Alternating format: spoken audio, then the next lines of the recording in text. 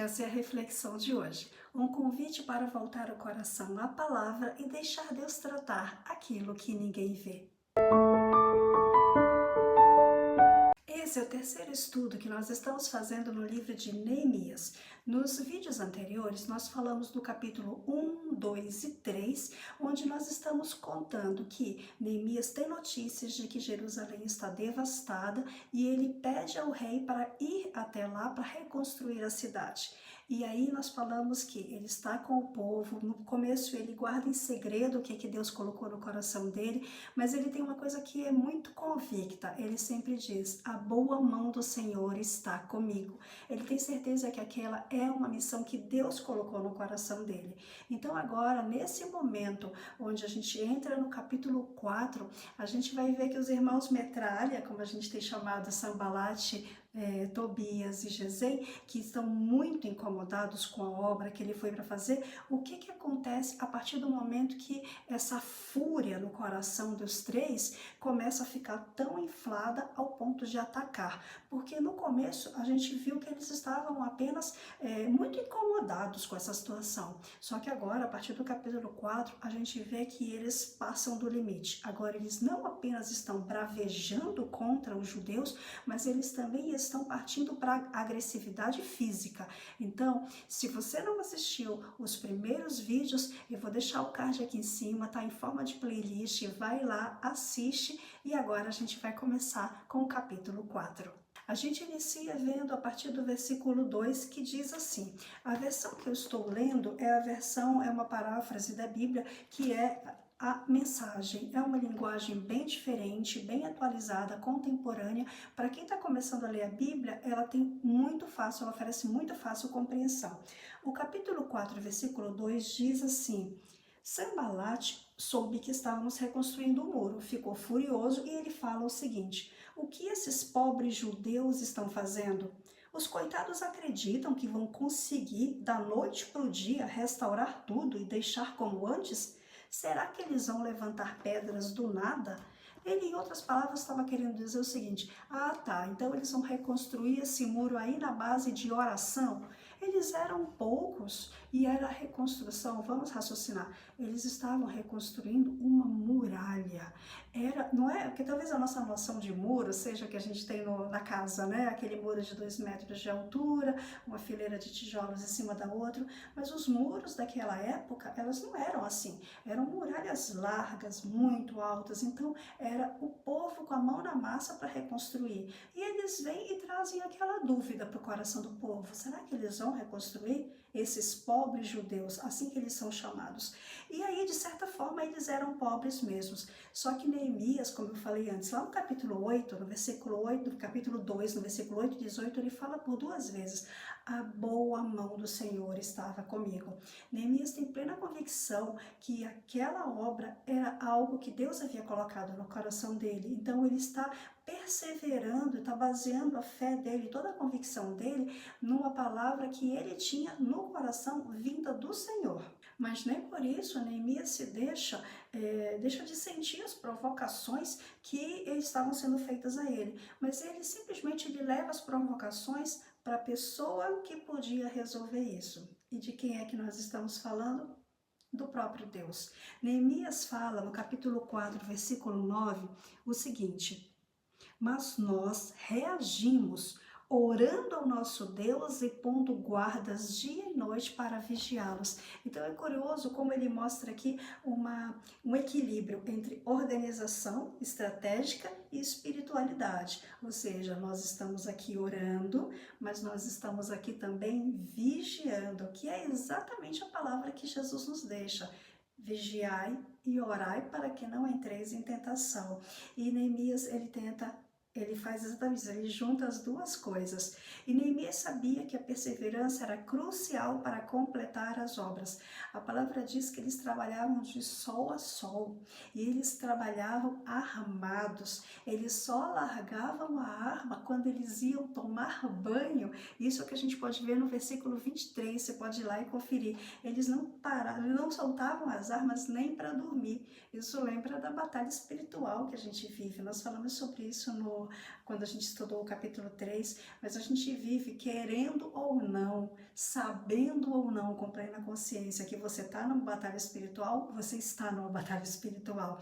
Ou seja, dia após dia, o inimigo das nossas almas, ele lança flechas inflamadas contra a nossa vida para tentar nos derrubar. E nós temos que nos manter firmes no Senhor, na força do seu poder, sabendo que é em nome de Jesus que nós vamos vencer as batalhas. Então, ou seja, as nossas armas, elas não podem ficar de lado nem enquanto nós estamos dormindo.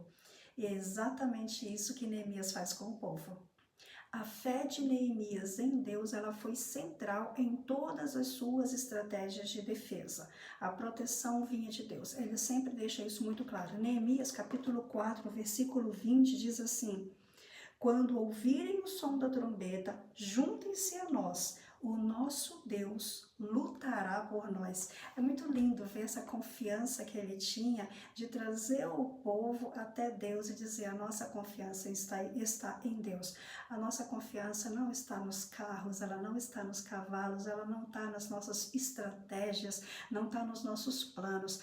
A nossa convicção, a nossa fé de que nós vamos vencer essa batalha, ela está no Senhor. Isso traz aquele questionamento para nós. Como é que está a nossa confiança em Deus? Diante das batalhas do nosso dia a dia, diante das dificuldades e das adversidades que nos advêm, onde está a nossa confiança? Quem é que está lutando por nós? Como é que nós estamos crendo? Estamos crendo como Neemias, que disse que foi a boa mão do Senhor que fez isso, a boa mão do Senhor está conosco? A partir do versículo do capítulo 5, a gente começa a ver que estava tendo um grande problema ali, que estava desmotivando o povo. O capítulo 5 vai nos mostrar, a partir dos primeiros versículos, que o povo está reclamando. São 3 grupos de pessoas que trazem problemas para Neemias. E o problema é o mesmo, de formas diferentes, mas o problema era o mesmo. Uma grande crise econômica. Ou seja, o povo estava muito oprimido em função dos juros que estavam sendo cobrados. Então, os fazendeiros, eles estavam ao ponto de se vender como escravos para poder pagar financiamento de terra, para poder pagar a hipoteca. Eles estavam endividados. E a gente sabe que quando o assunto é dinheiro e a falta do dinheiro, isso acaba trazendo um coração mais abatido, porque você tem compromissos, né? Você tem compras a fazer, você tem compromissos a quitar. E a falta do dinheiro, ela pode trazer um grande descontentamento. Então, a gente tem aqui no nosso texto que as condições econômicas precárias causaram grande descontentamento e sofrimento entre o povo. E Neemias percebeu que se ele não entrasse com uma solução nessa situação, o povo ia esmorecer e ia parar a construção do muro. Lembrando que a gente falou lá no primeiro vídeo, o povo era voluntário. O povo não era da construção civil e estavam, mediante uma empreitada, contratados para edificar o muro. O povo era voluntário. Eles tinham lá gente que era perfumista, que era ourives, os sacerdotes, estava todo mundo envolvido naquele processo de construção, mas eles não estavam recebendo um salário para poder fazer esse serviço. Então, Neemias entendeu que a reconstrução dos muros não era apenas um empreendimento físico, mas também era um esforço para restaurar a justiça e a dignidade entre o povo de Deus. E aí ele vai até os líderes do povo. Então ele vai falar com os governadores e vai falar com os líderes religiosos acerca do que está acontecendo com o povo, porque quem está oprimindo o povo são justamente essas pessoas. É o governo trazendo um peso de imposto sobre as costas do povo, e os líderes religiosos também. Inclusive, uma das determinações que Deus havia dado no Antigo Testamento era de que o dinheiro não poderia ser emprestado a juros. E isso estava acontecendo. Então o povo estava assim, sufocado com todo aquele peso de impostos e compromissos financeiros que estavam sendo colocados sobre as costas deles. Então Neemias lembra aos líderes que a sua responsabilidade era agir de acordo com os princípios divinos de justiça e compaixão, especialmente diante dos olhos dos inimigos. Então aqui, ou seja, Aqui está o povo e aqui estão os líderes. Esse aqui está oprimindo esse aqui. Só que ali tem um terceiro observador, tem um terceiro personagem, que são os inimigos. Só de olho no que está acontecendo aqui. O povo de Deus não está se entendendo. Então, Neemias capítulo 5, versículo 9 diz assim: o que vocês estão fazendo está errado. Onde está o temor de Deus? Vocês não se importam com o que as nações ao redor, os nossos inimigos, vão pensar de vocês? Isso traz essa provocação. E ao abordar as questões de desigualdade e exploração, Neemias garantiu que o povo permanecesse unido e comprometido com a missão. Então, Neemias ele promove solidariedade e compaixão e empatia entre os trabalhadores. Então, ele incentiva que aqueles que estão em melhores condições de vida possam ajudar aqueles que estão necessitados. Isso traz também uma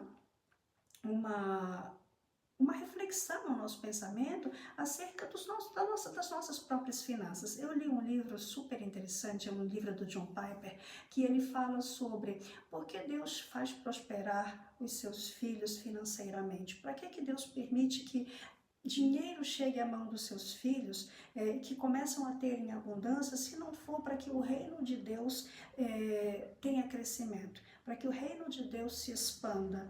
Não é esse dinheiro que o irmão está recebendo e sendo abençoado, que está sendo assim, está sendo em abundância, ele não é para que ele simplesmente se deleite nos próprios prazeres, mas é para que isso seja usado para o crescimento do reino. E Neemias incentivou aqueles que estavam em melhores condições a ajudar os necessitados, criando uma rede de apoio comunitária que fortaleceu a coesão social. Então, por que esse povo estava assim tão pobre? O que causou tamanha pobreza?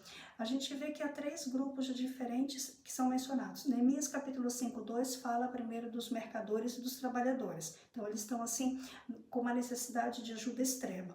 O segundo grupo, que está no versículo 3 até o versículo 5, mostra os fazendeiros. As fazendas estavam vulneráveis a bando de ladrões, com os empréstimos e juros exorbitantes. Se a colheita falhasse ou viesse uma praga, eles vendiam a terra e a família como escravos. Então, a gente sabe que o lavrador, ele depende de vários fatores, entre eles a questão climática. Se tem uma estiagem, ou se neva, ou se acontece um furacão, tudo aquilo que ele planejou não vai dar certo, a colheita não vem. Se tem uma praga, a colheita não vem. Então, ou seja, não está tudo nas mãos dele. E nesse caso aqui, eles estavam com juros exorbitantes sendo cobrados sobre os empréstimos que eles haviam feito. E o terceiro grupo, que está no versículo 5, são os que sofriam com os impostos. Não sei, mas sinto uma certa coincidência da situação que eles viviam com a que nós brasileiros vivemos, né? Ou será que não chega nenhum carnezinho de imposto aí na sua casa? Porque aqui na minha casa chega. Então, os que sofriam com os impostos, como todas as demais províncias da Pérsia, eles tinham que pagar impostos e isso estava sendo muito sobrecarregado para eles. Então, o que Neemias podia fazer diante dessa situação? O versículo 6 e 7 diz assim: quando soube do protesto e das reclamações, eu fiquei muito aborrecido. Depois de analisar a questão, censurei os nobres e os oficiais. Vocês estão se aproveitando de seus irmãos. Neemias, a palavra aqui na minha versão, nessa versão ele diz assim, fiquei muito aborrecido. Tem versões que dizem, fiquei irado. E Paulo fala na palavra, né, na carta aos Efésios, irai-vos e não pequeis, não se ponha o sol sobre a vossa ira e nem deis lugar ao diabo. Ele não disse assim, vocês não podem ficar irados. Ele diz assim, quando vocês ficarem irados, não pequem. Então, Neemias aqui, ele ficou irado. Mas qual foi a atitude dele? Ele não perdeu o controle, porque o problema da ira, ela se torna pecado quando a gente perde o controle, ou quando a gente fica magoado, ou quando a gente planeja uma vingança. Mas Neemias, ele não se deixa consumir pela ira. Ele vai aqui e ele repreende os oficiais, ele repreende os nobres, ele repreende os governadores.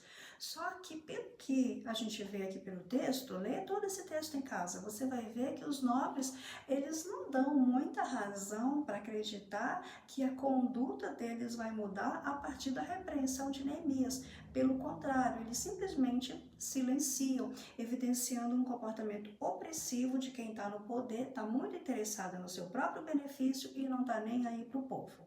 Não sei se você lembra de alguma coisa, mas nessa situação era exatamente o que estava acontecendo com o povo judeu.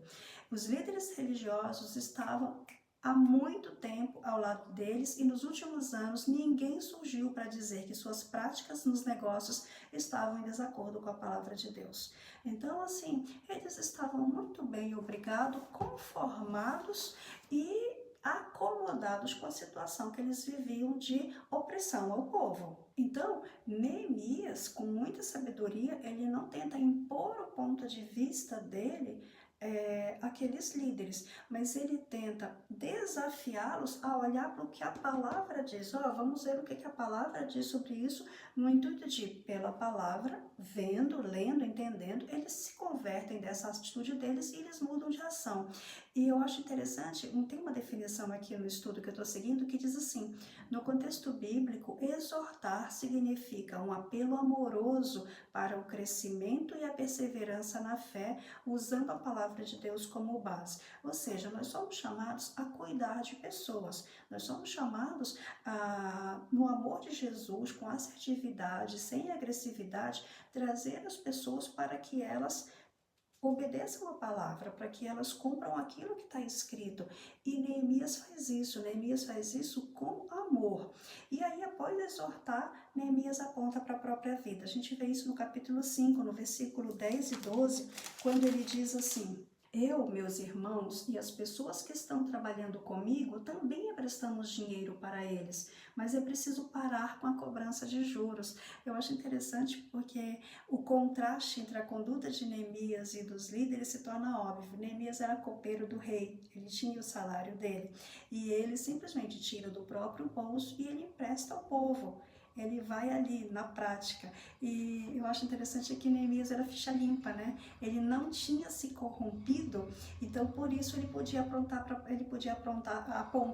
a própria vida. Olha só como é que eu estou fazendo. E ele não era perfeito porque ele não era Deus, mas ele tinha uma postura correta. A avareza e a falta de consideração dos líderes pelo povo ficou muito evidente e estava muito revelada. Em Neemias capítulo 5, versículo 16, diz assim: eu tinha um trabalho a fazer, construir um muro, e me dediquei a ele. Todos os meus homens estavam envolvidos no trabalho. Nós não tínhamos tempo para nos preocupar em adquirir propriedades. Então, durante os 12 anos em que ele foi governador de Judá, ele abriu mão de todas as regalias do cargo. Se ele tinha direito a penduricalhos, ele abriu mão daquilo, ele abriu mão do vale terno, ele abriu mão de motorista no carro oficial, ele abriu mão das regalias para que ele pudesse viver apenas com aquilo que ele ganhava. Então ele não se aproveitou da posição para enriquecer pessoalmente, como faziam ou fazem alguns governantes. Então Neemias ele é um exemplo de que o temor do Senhor ele pode controlar as nossas atitudes para com as pessoas. A verdadeira reverência a Deus nos leva à retidão de vida, nos permitindo ter prazer em cumprir a vontade de Deus. Então, tudo isso o exemplo de Neemias, ele nos leva à reflexão de pensar como é que nós estamos conduzindo a nossa própria vida, como é que nós estamos diante da palavra de Deus, porque eu ouvi uma palavra muito, muito recente dizendo que, assim como existe a inteligência artificial, existe o cristianismo artificial, ou seja, as pessoas aprenderam a se vestir como crentes, falar como crentes, se comportar como os crentes se comportam em público, mas isso não significa que elas sejam de fato pessoas cristãs, não significa que elas sejam de fato seguidores de Jesus. Eu ouvi uma outra palavra outro dia na minha igreja, onde o pastor falou assim: não se iluda com as estatísticas do IBGE, dizendo que X% da população brasileira é evangélica. Porque tem coisas que ficam na moda, né? E até ser evangélico se tornou moda. Mas quantos dessas realmente dessas pessoas, desse número de pessoas, está comprometido em seguir a Cristo, em ser um discípulo, em andar como Cristo andou.